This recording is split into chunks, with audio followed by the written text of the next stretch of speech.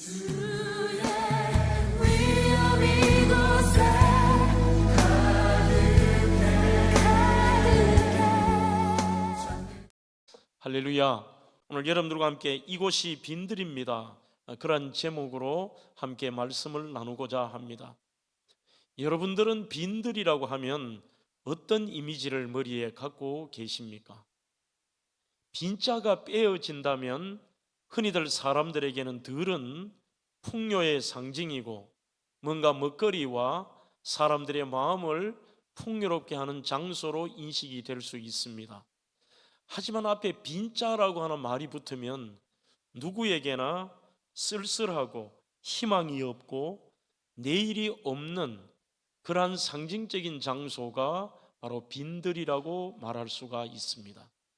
성경의 빈들이라는 단어가 오늘 저와 여러분들이 생각할 바로 마태, 마가, 누가, 요한복음에 전부 언급이 된 오병이어의 사건 속에 바로 그들이 있었던 장소, 하나님의 아들 예수 그리스도가 행하셨던 기적을 체험했던 장소가 바로 빈들로 소개하고 있습니다.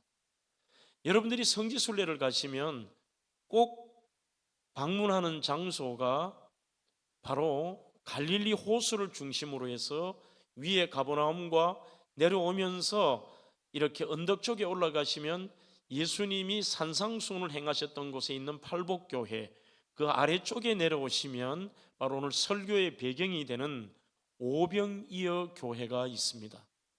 이 교회는 지어진 지는 백수년밖에 되지 않았습니다만 이곳이 바로 예수님께서 보리떡 5개와 물고기 2마리로 5,000명을 먹이시고 12바구니를 남기셨던 바로 그 역사의 현장에 이 기념교회를 세웠다고 말하고 있습니다. 여러분들이 지금 사진에 보시는 왼쪽이 기념교회고, 저 기념교회 안에 들어가시면 바로 바닥에 교회 설립과 상관없는 무려 1700년 전에 바닥 모자이크 화가 있습니다.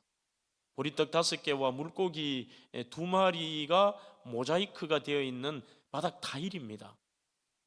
그래서 후세의 사람들이, 기독교 학자들이 1700년 전 비잔틴 시대 때에 바로 이 모자이크를 보면서 여기가 지형적으로나 모든 지리적인 의미를 고민했을 때도 예수님이 오병이어의 기적을 행하셨던 장소가 여기일 것이라고 추정하며 거기에 교회를 세운 것이죠. 이곳은 바로 지금은 상당히 우리가 머릿속에 있는 이스라엘의 광야와는 조금 다른 분위기입니다. 물론 겨울과 여름의 차이가 있습니다만 한참 겨울에 오히려 우기가 되면 더 새파랗고 여름에는 조금의 작은 풀들이 있는 빈들로 보입니다. 사진을 잠깐 한번 볼까요? 우기 때는 저렇게 숲이 우거진 경우처럼 보이고 유채꽃도 있고 또 사람들에게 있어서는 굉장히 따뜻하고 좋아 보입니다만, 오늘 여기에서 이 빈들이라는 것은 고진아 시인의 빈들이라는 시를 제가 한 번씩 생각합니다. 늦가을 바람에 마룻수수 때만 서거기는 빈들입니다. 빈들은 희망이 없습니다. 내일이 없는 빈들입니다. 아니, 그런데 당신은 누구입니까? 아무도 들려 하지 않는 빈들을 가득 채우고 있는 당신. 지금 빈들과 같은 우리 인생을 가득 채우고 들어오시는 분을 그곳에서 만나고 있습니다. 외롭게 홀로 가는 것 같아도 그 빈들이라는 것은 어떤 의미에서 우리는 광야와 빈들은 완전히 다른 것처럼 보이지만 지금 현대인들에게는 광야라기보다는 저는 빈들이 오히려 더 맞는 단어인 것 같습니다. 주변의 환경을 보면 전부 화려해 보입니다. 먹을 것이 있는 것처럼 보입니다. 문제가 없는 것처럼 보입니다. 아름답게 보입니다. 지금 우리는 대한민국이 그렇습니다.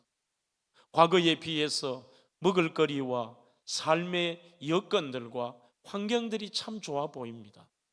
하지만 그 속에서도 수많은 사람들이 빈들 속에 아무것도 없는, 희망 없는, 내일이 없는 삶을 살아가는 경우가 참 많고, 작은 문제 앞에서도 주변의 그 환경과 들판과 상관없이 어느 것도 할 수 없고 구할 수 없는 절망의 시간을 보내는 분들도 참 많습니다. 그런 의미에서 저는 빈들을 이렇게 정의해 봅니다. 수많은 군중 속에 있는 고독, 또 화려함 속에 다 갖춘 것처럼 보이는 장소에서 있는 아무것도 없는 절망의 자기 자신, 그것이 바로 빈들이 상징하는 내용이 아닐까라고 생각을 해보죠. 여러분, 이 오병이어의 이 기적의 사건은 정말 중요하기 때문에 마태, 마가, 누가, 요한복음, 사복음서에 전부 기록이 되어 있습니다. 내용이 동일합니다만 어떤 부분에 있어서의 없는 단어가 포함이 되어 있는 것도 있고, 여러분들이 집에 가셔서 마태, 마가, 누가, 요한복음에 있는 이 오병이어의 기적을 비교하시면서 읽어보셔도 재미가 있을 것입니다. 예수님이 이 땅에 하나님의 아들이심을 증거하기 위해 여러 가지 표적을 소개하고 계시는데, 바로 그 신약 성경 예수님의 표적 가운데서 오늘 이 오병이어의 기적은 네 번째 표적에 해당됩니다만, 5천 명을 먹이시고 12바구니를 남기신 이 표적은 얼마나 충격적이고 감동적인지요. 그러니 예외 없이 내 제자가 전부 기록을 하였고, 가장 예수님의 기적 중에 가장 많은 사람 앞에서 행하셨으며, 그 예수님의 기적을 가장 많은 사람이 체험한 기적이 바로 오늘의 사건입니다. 그 예수님의 사건을 경험했던 장소가 바로 빈들이었습니다. 자, 내용을 조금씩 생각해 보려고 합니다. 예수님에 대한 소문들이 앞에 세 가지 표적을 행하시면서 이미 그 당시에 갈릴리 주변을 뿐만 아니라 저 위에 두로와 시돈까지 예수님의 소문이 퍼져나갔습니다. 야, 나사렛에 있는 청년 예수가 이런 일을 행했단다. 그리고 그 예수는 죽은 자도 살리고 폭풍우를 잠잠케 하고 엄청난 능력이 있단다라고 하면서 예수님을 어떤 사람은 선지자로, 어떤 사람은 예수님을 엘리야와 같은 능력의 치유자나 또한 선지자로, 동일한 메시지를 증거한 부분이 계시니까 세례요한처럼 생각하며 구름대처럼 모였습니다. 그런 상황에서 예수님께서 33절에 보시면 도보로 먼저 도착지변에 와 계시면서 사람들에게 인산인해를 이루며 몰려온 사람들이 구릉에 그 빈들에 전부 모여 앉아 있었습니다.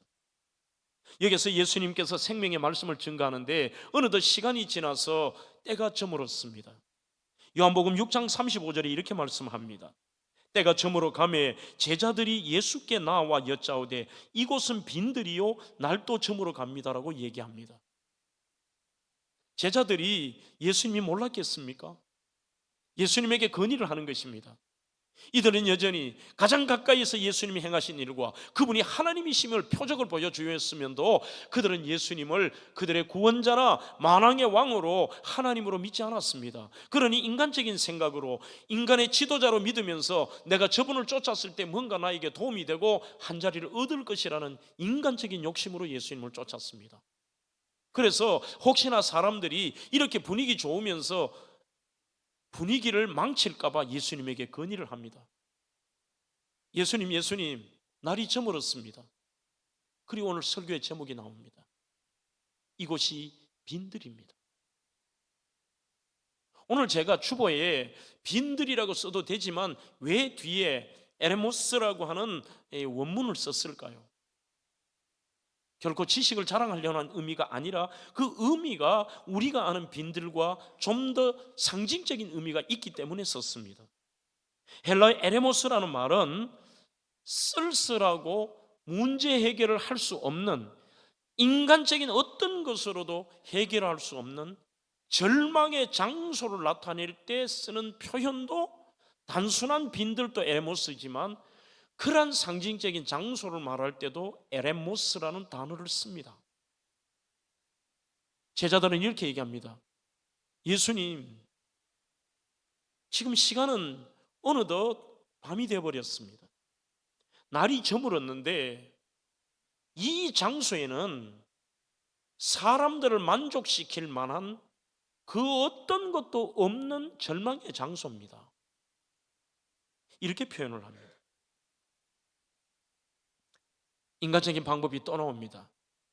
그러니 예수님, 제자들을 두루 촌과 마을로 보내십시오. 빨리. 자, 너희들 빨리 가거라. 빨리 가거라.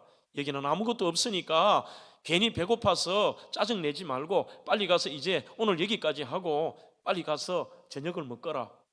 이렇게 얘기를 하십시오라고 건의를 합니다. 그러자 37절 38절에서는 누가복음에서도 그렇고 오늘 본문에서도 예수님께서 아시면서도 다른 주장을 하십니다. 너희가 먹을 것을 주어거라. 같이 다니는 제자가 가난한 제자요, 가진 것이 없는 것을 알고 계십니다. 그런데도 주님의 요청은 너희들이 그러면 먹을 것을 주거라. 이때 제자들은 좀 짜증내는, 만약에 영화를 통해서 보는 것처럼 화면을 본다면 제자들의 표정은 굉장히 짜증 섞인 얼굴과 표정으로 예수님께 얘기합니다. 예수님, 말도 안 되는 소리 하지 마십시오. 우리가 가진 것 없는 것 주님이 아시지 않습니까? 그러나 여기 있는 사람들을 다 먹이려고 하면 어른들만 5,000명이고 노인들이나 특히 아이들을 합치고 부녀자를 합친다면 약 2만 명 정도가 되는데 이들을, 그것도 예수님 배불리 먹이는 것도 아닙니다. 이들을 그저 허기를 메꿀 정도로만 먹여도 200데나리온이 듭니다라고 얘기합니다. 이 데나리온은 은전의 화폐 단위죠. 200데나리온이 드는데 그것 한다 해도 여기 있는 사람들 그저 잠깐 조금 먹일 정도지 못 먹인다는 얘기입니다. 주님께서 또 말씀하십니다. 가져온 것을 가져오거라. 주님 없다니까요. 아니 여기 있는 사람들에게라도 혹시나 가져온 것이 있을 거야, 있으니까 가져오라고 얘기합니다. 그래서 또 부정적인 얘기합니다. 없습니다. 기껏해야 아이 하나가 그의 작은 광주리에 가지고 온 보리떡 5개와 물고기 2마리밖에 없다라고 얘기를 합니다. 그러자 주님께서 그것을 가져오게 하시고 안드레가 가져오자 이것을 가지고 이상한 장면을 연출하십니다. 뒷부분에 제가 한 번 더 설명할 겁니다. 그 초란 아이의 도시락에 작은 음식과 보잘것 음식을 하늘을 우러러 위를 향해 드셨다고 되어 있습니다. 이게 원문의 뜻입니다. 위를 향하여 그 음식을 높이 드시고 축사하여 그 다음에 그 떡을 떼어 주셨다고 되어 있습니다. 저는 여기서 오늘 이 부분은 다루지 않겠습니다만 영적으로 바로 주님의 성찬을 의미한다라고도 생각해 봅니다. 아마 예수님이 십자가에 달려 돌아가시고 부활하시고 승천하신 다음에 그 모습을 제자들은 떠올랐을 것이고 최후의 만찬에서 예수님이 직접적으로 또한 성만찬을 가르쳐 주셨습니다. 어쨌든지 오늘 그렇게 주님이 떼어 주시니 성경은 이렇게 씁니다. 사람들의 인간적인 노력으로는 최선을 다해도 200데나리온이 있어도 기껏해야 흙이 면할 정도지만 배불리 먹고 12바구니가 남았더라. 아무것도 어찌할 수 없는 들판, 오히려 주님의 은혜로 가득 차 그러한 절망의 에레모스의 장소가 기적과 축복과 놀라운 주님의 은혜가 충만한 기적의 장소로 바뀌었던 것이죠. 저는 이렇게 설명하고 있습니다. 들판은 비어 있는 게 아니라 주님으로 채우는 시간과 공간입니다. 여러분들이 지금의 삶의 현장에서 혹여나 여러분들은 들판이라고 생각하십니까? 풍요 속에서도 나는 지금 아니다. 오늘 이러한 들판 속에서 나는 여기에서 빈 들에서 내가 할 수 있는 것은 아무것도 없다라고 생각하는 순간 우리는 해석이 달라야 됩니다. 그 빈 공간이 우리 성도들에게는 주님으로 채우는 공간. 자, 그렇다면 오늘 이 본문에게 우리가 이렇게 묻고 싶습니다. 주님, 도대체 이 사건을 통해서 우리에게 말씀하시고자 하는 뜻이 무엇일까요? 저는 이렇게 첫 번째로 해석하고 싶습니다. 빈들에서는 우리의 인간의 의식주를 포함한 모든 문제 앞에 더욱 주님을 신뢰하는 공간이 되어야 합니다. 캄캄해져 갑니다. 아무것도 없는 빈들입니다. 이것을 적용한다면 이 빈들 속에서 앞이 보이지 않습니다. 상황이 무섭습니다. 아무것도 할 수 없는 현실입니다. 그러한 현실 속에서 믿음의 사람들이라 할지라도 저는 희한하게도 여기 계신 분들 믿음 없는 분은 한 분도 없다라고 생각합니다.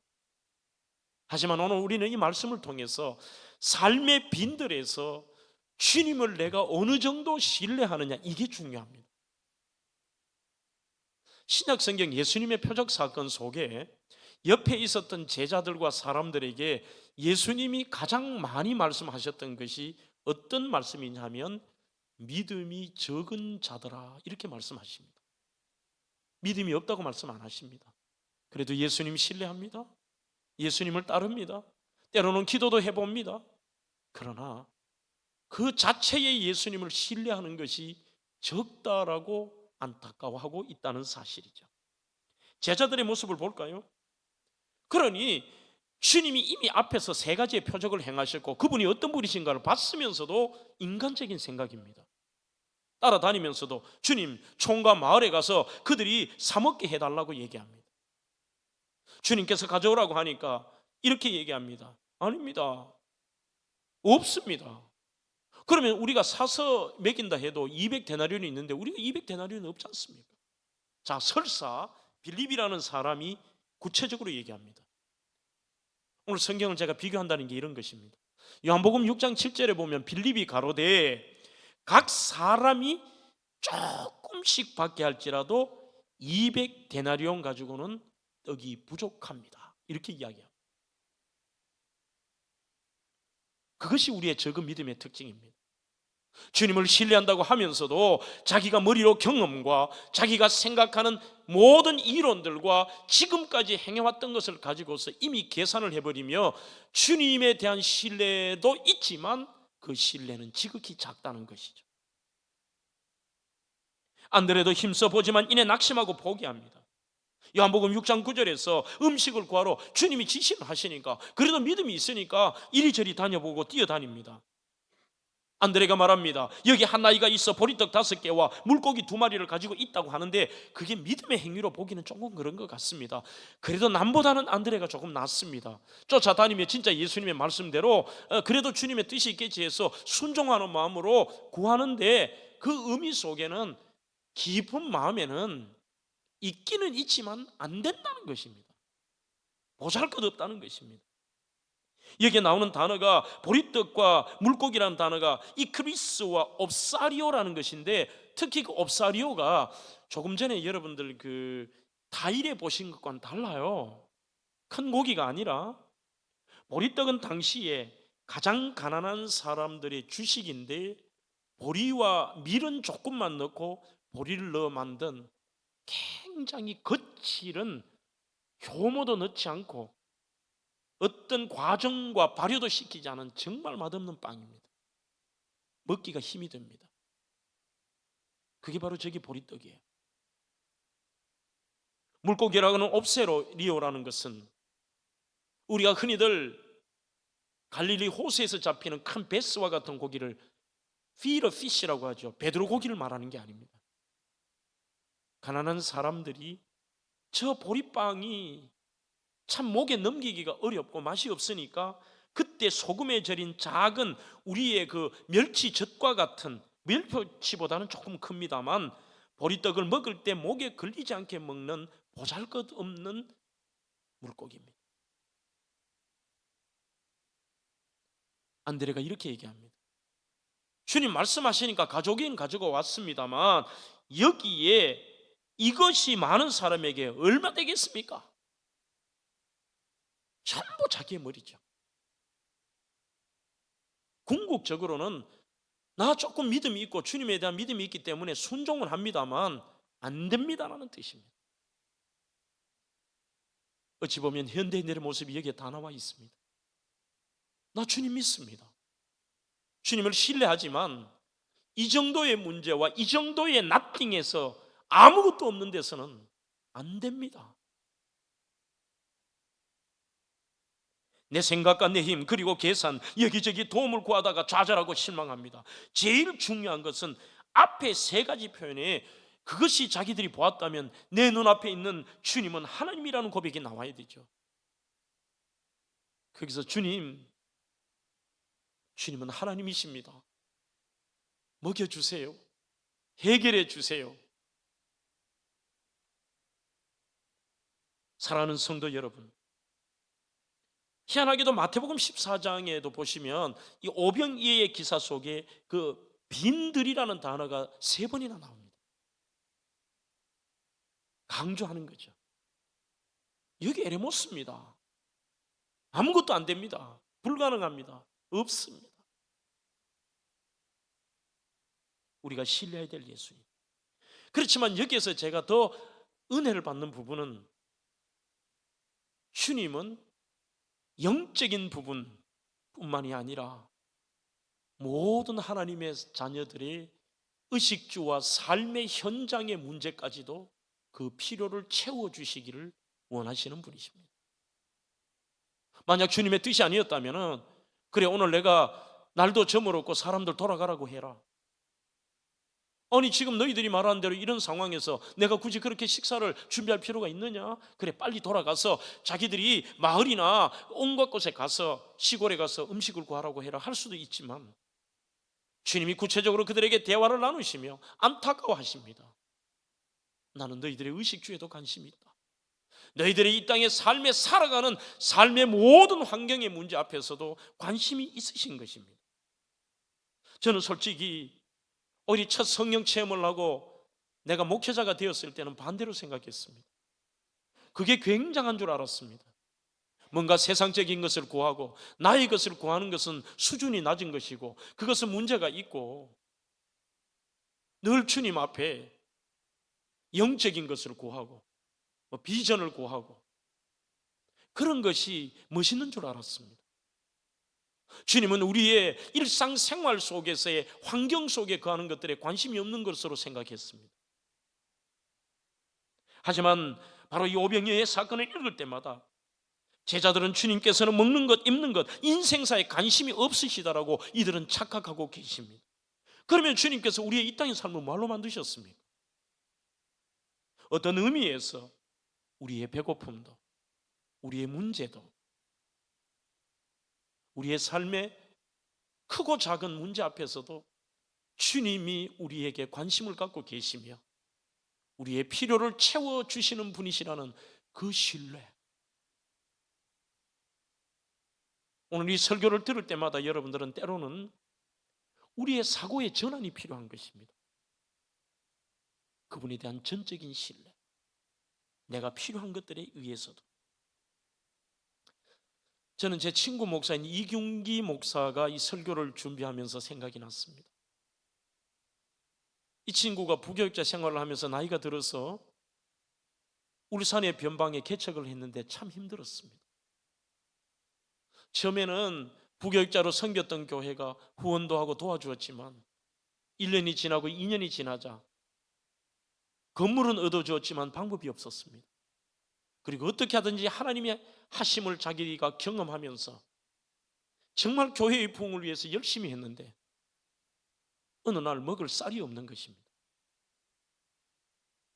누구에게 이야기한다는 것도 자존심 상하고 부모님께 얘기한다는 것도 그분들이 걱정할까 봐 얘기도 못하고 두 부부가 앉아서 이렇게 얘기했다고 합니다. 여보, 우리는 지금까지 교회의 부흥과 하나님의 영광을 위한 많은 꿈들을 가지고 살았지만 하나님이 우리의 일용할 양식과 우리의 의식주와 우리의 삶의 내용에 대해서도 역사하시는지 그 하나님을 한번 체험하면 좋겠다고 그랬어요. 두 부부가 앉아서 어찌 보면 유치한 기도를 했습니다. 하나님, 내일 아침 먹을 쌀이 없습니다. 많은 기도 안 하고 하나님 쌀 주세요. 하나님 쌀 주세요. 그렇게 기도하고 기도해놔놓고도 자기가 잊어버리고 다음날 아침에 이 개척한 교회와 사택이 붙여 있습니다. 새벽 기도를 드린다고 문을 열고 나오는데 자기 사택 앞에 쌀이 2포대가 놓여 있는 거예요. 누구에게 말한 것도 아니었습니다. 나중에 이 목사가 저에게 이런 간증을 했습니다. 장 목사, 나는 이때 이 사건이 내 인생에 대단히 중요해. 먹을 쌀을 구했다 아니면은 무슨 신비주의적인 이런 게 아니라 하나님이 나의 개인적인 삶에 대해서도 관심을 가지고 계시고 하나님이 알고 계신다는, 나는 그 체험이 중요했다는 것입니다. 사랑하는 성도 여러분, 오늘 우리는 신앙생활이 너무나도 거창해 보이지만 속은 없습니다. 하나님에 대해서 너무나도 많이 알고 있는 것처럼 보이지만 우리는 너무나도 그분에 대한 신뢰와 그분에 대한 신앙이 없는 거예요. 너무 추상적인 것이죠. 추상적. 사랑하는 성도 여러분, 여러분들의 삶 속에 여러분들은 약하다고 생각하십니까? 아닙니다. 우리는 주님 때문에 우리는 삶의 현장에도 강할 수가 있습니다. 존 디커슨의 I'm strong, 우리나라에도 나는 강하다라고 번역이 되어 있습니다. 이 책에는 보면 주님께서 우리에게 가르쳐 주신 그 주기도문에 대한 해석을 해놓았는데 존 디커슨은 이렇게 얘기합니다. 당신이 배고플 때 하나님께서 귀를 기울이십니다. 당신이 아플 때에 하나님께서 귀를 기울이십니다. 당신이 유혹을 받을 때 하나님께서 귀를 기울이십니다. 당신이 공격을 당했을 때 하나님이 귀를 기울이십니다. 이것이 주기도문입니다. 맞습니다. 예수님이 우리에게 가르쳐 주신 가장 모범적인 기도인 주기도문에 보시면 절대로 추상적이고 자기도 모르는 그런 기도 아니었습니다. 하나님 아버지, 뜻이 하늘에서 이룬 것 같이 땅에서도 이루어지기를 원하는 이러한 놀라운 기도와 함께 구체적으로 삶에 대한 것들, 오늘 이 빈들에서 있었던 날이 저물 때에 먹을 것이 없었던 그 문제 앞에 주님이 개입하셨습니다. 우리에게 일용할 양식을 주옵시오. 우리가 아플 때란 말은 죄입니다. 우리가 죄에 빠지지 않도록, 그리고 사탄의 유혹에 우리가 빠지지 않도록 그 기도를 하실 때 하나님이 귀를 기울이신다는 사실입니다. 요한복음 21장도 보십시오. 부활하신 예수님께서 실패하고 의심하고 부인하고 절망 속에 어깨가 쳐져 있던 제자에게 주님이 하셨던 메시지는 와서 아침을 먹으라는 메시지였습니다.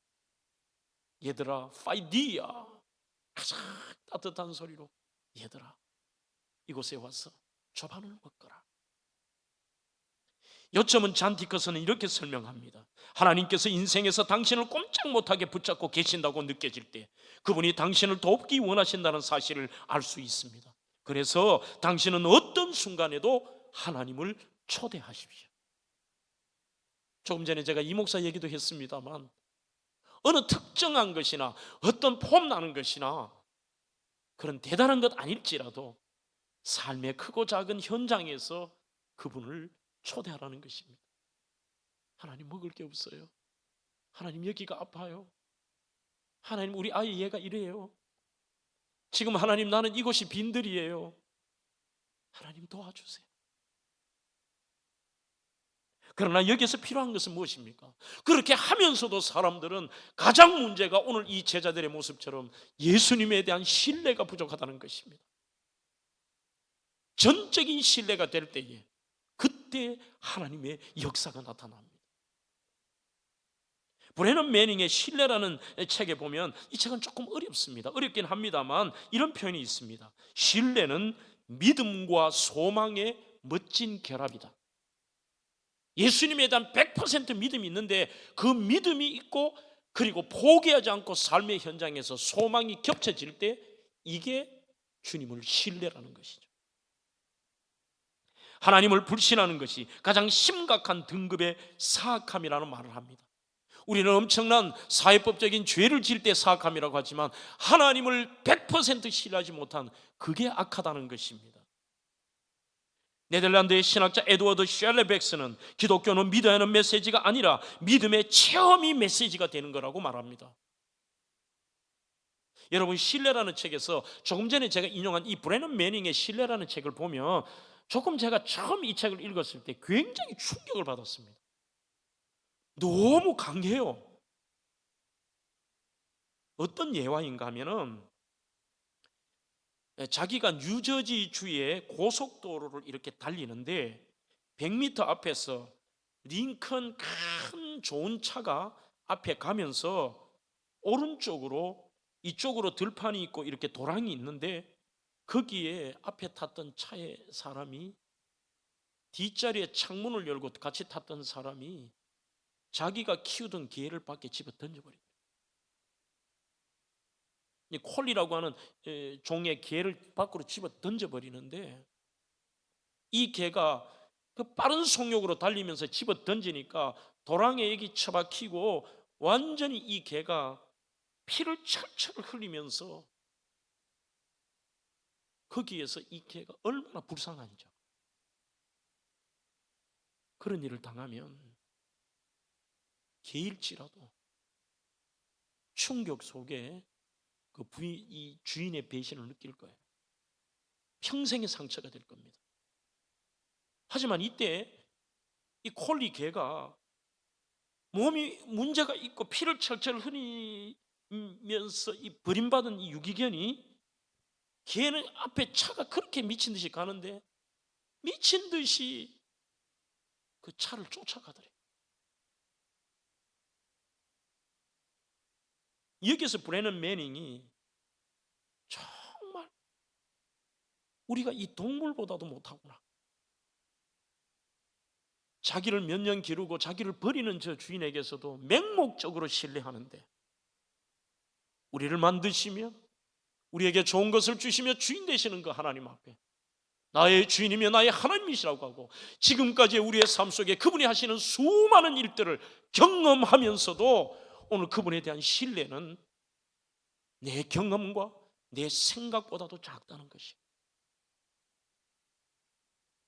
우리의 삶에서 그분을 전적으로 신뢰한다는 것 그것이 중요합니다. 잔 디커스는 나는 강하다는 책에서 그분은 우리에게 to give 주시려고 오셨다는 것입니다. 예수님은 우리가 이 땅을 떠나고 난 뒤에 시작되는 영원한 그런 표현을 합니다. Eternal life인 영생에 대해서도 말씀하셨습니다만 이 땅에서 우리의 abundant life 즉 우리가 이 땅에서의 그 풍성한 삶에 대해서도 주님은 말씀하셨습니다. 그러니 그 부분에 대해서도 우리는 주님에 대해서 신뢰해야 됩니다. 영적인 것이 최고로 중요합니다. 거기에 우리가 먼저 그 나라와 그 의를 구해야 됩니다. 이 땅의 것에 대해서도 여러분들의 삶에 빈들일 때에 여러분들이 머리로 계산하지 마십시오. 여러분들 하나님에 대한 신뢰를 100% 가져보십시오.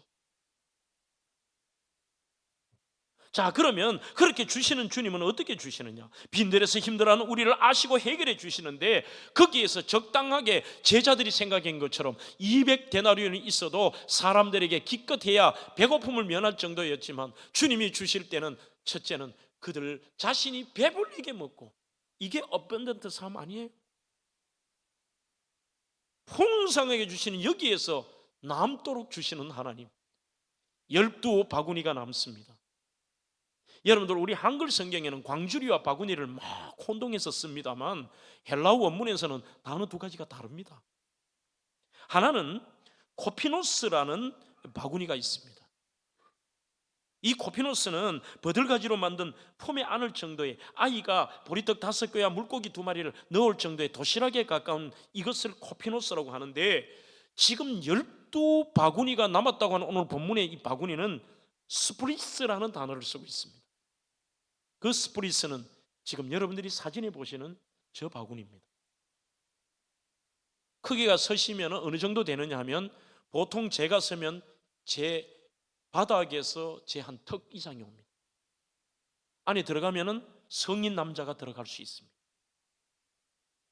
바로 이 스프리스에 12광주리를 남길 한마디로 어마어마하게 풍요롭게 만들어주시고 풍성한 삶으로 모든 아이와 부녀자까지 다 먹고도 스프리스의 12 바구니가 남을 정도의 풍성한 결과, 그것이 바로 주님이 하시는 일입니다. 사랑하는 성도 여러분, 빈들에서 주님의 기적을 베푸실 때에 하신 행동을 보십시오. 그 행동을 우리는 기억해야 됩니다. 누가복음 9장 14절에 때를 지어 한 50명씩 이렇게 앉히십니다. 그리고 예수님께서 떡 5개와 물고기 2마리를 가지고 하늘을 우러러 축사하시고, 그 그림 자체가 굉장히 우스꽝스러울 수도 있습니다. 보잘것없는 그 떡과 물고기 2마리를 가지고 이렇게 높이 드셨어. 축사라는 단어는 율로게센입니다. 바라크라는 뜻도 있습니다. 그것은 감사의 의미와 송축의 의미를 가지고 있습니다. 주님을 찬양하는 겁니다. 하나님을 높여드리고, 오늘 이 음식에 대해서 아직 일이 일어나지 않았습니다. 일어날 일에 대한 감사입니다. 어떤 분은 이 해석을 주님의 시청각으로 얘기하는 분이 있습니다. 주시는 분, 기적을 베푼신이 누구인가를 알라는 것입니다. 오늘 이 기적을 행하는 것은 우연이 아니라 바로 생명의 주인 되시며 만왕의 왕이신 하나님께서 이 은혜를 베푸신다는 것을 잊지 말아라. 잊지 마라. 그리고 그 하나님께 감사하는 것입니다. 여기서 우리가 생각할 것은, 여러분, 주님께서 주님의 능력이라면 그들 앞에서 모두에게 진수성찬을 차릴 수 있지만, 성경에 보면 주님이 하시는 방법은 늘 동일하십니다. 너희들에게 있는 게 뭐냐? 가져오라. 다윗이 골리앗을 물리칠 때도 동일하게 말씀합니다. 내 손에 있는 것이 무엇이냐? 물맷돌입니다. 그것으로 해라. 모세야, 너에게 있는 게 뭐냐? 네 손에 있는 게 뭐냐? 작은 막대기입니다. 하나님이 여호와의 영이 맞아 그것이 하나님의 막대기가 되는 것이죠. 마찬가지입니다. 오늘 여기에서 아이의 보잘것없는 보리떡 5개와 물고기 2마리를 가지고 주님이 무엇이 있느냐? 그것이 있습니다. 이것을 통하여서 주님께서 놀라운 풍성한 삶을 주셨듯이, 지금 여러분들은 아무것도 없다고 생각하고 불가능하다고 생각하지만, 지금 현재의 여러분들의 모습을 가지고 주님께서 이 풍성한 삶을 주신다는 것, 그것을 우리에게 말씀합니다. 더 나아가서 감사와 자족이 기적의 통로가 되는 것입니다. 오늘 저는 여기에 별표를 쳐보았습니다. 지금 여러분들에게 주시지 않을지라도 하나님께서 주실 은혜를 기적하며 기적과 은혜를 미리 감사하는 것입니다. 아직은 똑같이 보리떡 5개와 물고기 2마리였지만 주실 은혜를 감사하는 것. 감사는 마치 씨앗과도 같습니다. 씨앗이 뿌려진 곳에 꽃이 피고 향기가 나고 열매가 맺힙니다. 감사할 때 감사한 내용은 이미 여러분들의 것이 됩니다. 한 번 더요. 여러분들이 하나님 앞에 그 절망의 빈들에서 감사할 때 이미 여러분들이 원하는 내용이 여러분들의 것이 되는 줄로 믿습니다. 오늘 저는 한 가지의 이야기로 설교를 마무리하고자 합니다. 예수를 입는 시간에 켄 시게마치의 책에 보면 Making Heart Bread라고 하는 내용이 나옵니다. 마음빵 만들기. 이것은 쉴라 시인이 쓴 아동서적인데 소녀 레이첼의 이야기를 쓰고 있습니다. 할머니에게 빵 굽는 법을 배우면서 시작하는데, 할머니의 이야기가 뱃빵과 마음의 빵입니다. 유럽 시절에, 어린 시절에 살 때에 전쟁으로 힘이 들었습니다. 부모를 잃었습니다. 굶주림으로 피난민 보호소에 들어갔습니다. 다행히 그곳에는 참 신앙이 있고 친절한 어른들이 많았습니다. 굶주림에 시달렸던 아이들은 그 기억 때문에 밤에 아이들이 잠을 잘 못 잡니다. 그 굶주림의 충격 때문에. 굶주릴 날이 또 올까 봐 두려워합니다. 지혜로운 어른들이 잠자리에서 한 명 한 명의 아이들에게 바로 핫 브레드를 하나씩 줘요. 마음의 빵이라고 만들어 주는데, 빵을 한 조각씩 주기 시작하는데 아이들은 이 빵을 손에 꼭 쥔 채, 그때 어른이 얘기합니다. 오늘 음식을 먹었으니 내일 또 먹을 거야. 주님께서 오병이어의 기적은 그때 한 번의 기적이 아닙니다. 벳세다의 넓은 들판에서 아무것도 없는 빈들에서 주님이 사람들에게 보리떡 5개와 물고기 2마리로 5,000명을 먹이시고 12바구니를 남기셨던 그 메시지는 무엇이에요? 얘들아, 오늘 먹었으니 너희는 내일 또 먹을 거야. 2000년 그 당시의 기적의 사건에서 머무는 것이 아니라 오늘 주님의 그 사건은 이 시대의 빈들에 살아가는 여러분들에게도 너희들에게도 먹일 거야 라고 하는 주님의 강력한 메시지입니다. 사랑하는 성도 여러분, 이 메시지를 통해 사람들은 오히려 잘못 알고 있었습니다. 예수님을 왕으로 세우려고 합니다. 아닙니다. 그 예수님을 우리의 구원자, 하나님의 아들 구원자 구세주로 고백해야 되겠죠. 우리는 믿는 것 이상으로 살 수 없습니다. 제가 미국에서 공부했던 그 신학교의 닐 앤더슨이라는 교수는 내가 누구인지 이제 알았습니다라는 책에서 그는 이렇게 말합니다. 절대로 사람은 믿는 것 이상으로는 살 수 없다고 얘기합니다. 여러분들이 믿는 것이 결국은 여러분들의 수준이고 여러분들의 미래입니다. 그리고 절대로 여러분들의 삶의 빈들이라고 생각하지만 그 빈들에는 절대로 주님은, 남들은 빈들이지만 주님이 계실 때는 해결하지 못할 문제가 없습니다. 오늘 이 닐 앤더슨은 이분의 책상 위에 가보시면 이렇게 편말을 하나 붙여놓으셨는데 이런 문구였습니다. 이게 오늘 제 설교의 마지막 문구입니다. 하나님과 함께하여 해결할 수 없는 문제는 오늘 나에게 일어나지 않을 것입니다. 그들은 배고파서 고통을 당할 줄 알지만 그곳에 주님이 계셨습니다. 남들이 생각할 때 한두 명이 아니라 5,000명이요 모든 사람을 합치면 2만 명이 될지라도 가장 핵심은 주님이 그곳에 계셨습니다. 그분은 나의 주, 나의 하나님이십니다. 오늘 오병이의 하나님은 바로 이 시대에, 이 자리에 저와 여러분들의 하나님이십니다.